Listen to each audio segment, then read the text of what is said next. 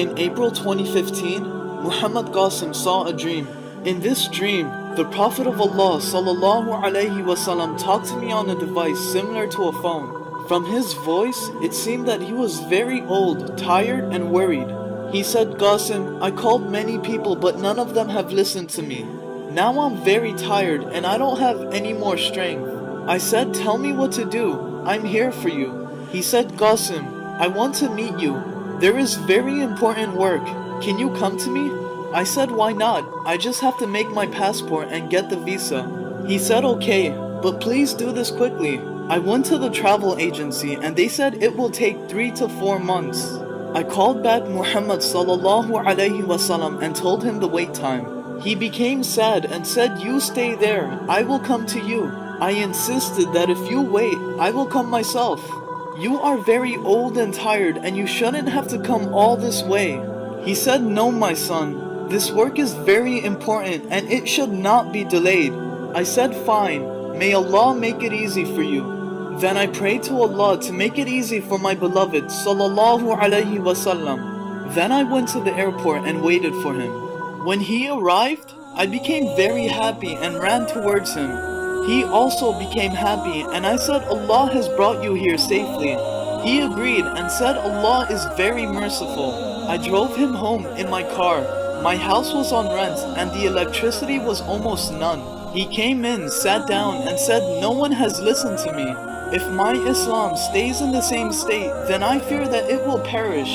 Everyone is busy in their own work and no one is worried about me or my Islam.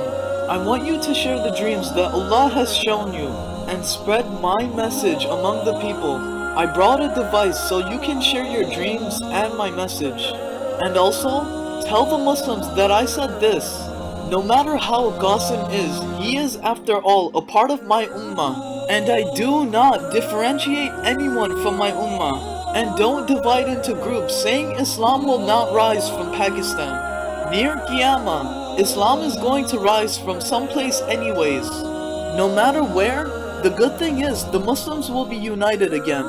They will regain their lost status and Islam will be seen to the whole world with respect. And that's all that should matter, so what's bad about that? I replied that no matter how hard or dangerous this work is, I will do it by the mercy of Allah. On hearing this, so much happiness passed from the wet eyes of Muhammad ﷺ. He hugged me saying I had faith in Allah that you wouldn't refuse. He took a deep breath and gave thanks to Allah. Then he said, "Qasim, there's a map in this box. In that land, when you build the real city of Islam by the mercy of Allah, then I will call you to come to me and then tell you what to do next." I said to him, "Don't worry, now you take some rest. This job is mine now and I will do it by the mercy of Allah, inshallah." Then he started to pray to Allah for my success and my help. Then I thought only Allah can help me now. It will be impossible to do this without the help of Allah. So I said Bismillah and started to do my work. I opened the box and there was a tablet type device, a map and a message from Muhammad ﷺ. And there was also my dreams to share to the people. I went to big Muslim people with this message and they laughed at me. They said, "Qasim, go and do something else and don't waste our time." This depressed me, but I said no. I promised Muhammad ﷺ that I would do this work. Then I opened the map to see Khurasan and a drawing of a land in the east of Khurasan, which looked like Pakistan. Then there was a note saying if near Qiyamah you see the real Islam spreading in the land before Khurasan, then join it even if you have to crawl with naked feet over mountains to get there.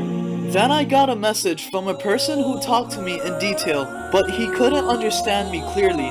I told him, "Come to my house, I'll show you a map."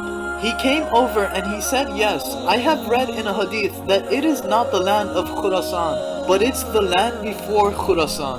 And if that's true, then the army of black flags is the army of Pakistan." Then I said, "Yes, Pakistan's army is the best army in the world because they are killing terrorists one by one." Then he said, "We must convey this message to the army of Pakistan. We have to save the last castle of Islam." I agreed, saying we should do it quickly. Muhammad sallallahu alayhi wasallam also said that the one who reads my message should share it with others. Then other people joined us and we started to work in the form of groups. And other people spread the dreams and the message very quickly. And then they were spread throughout the entire world by the mercy of Allah. And then the big people said, we should have believed you before. I said to them that if Allah was never merciful and didn't help us, then we would have never been able to accomplish this.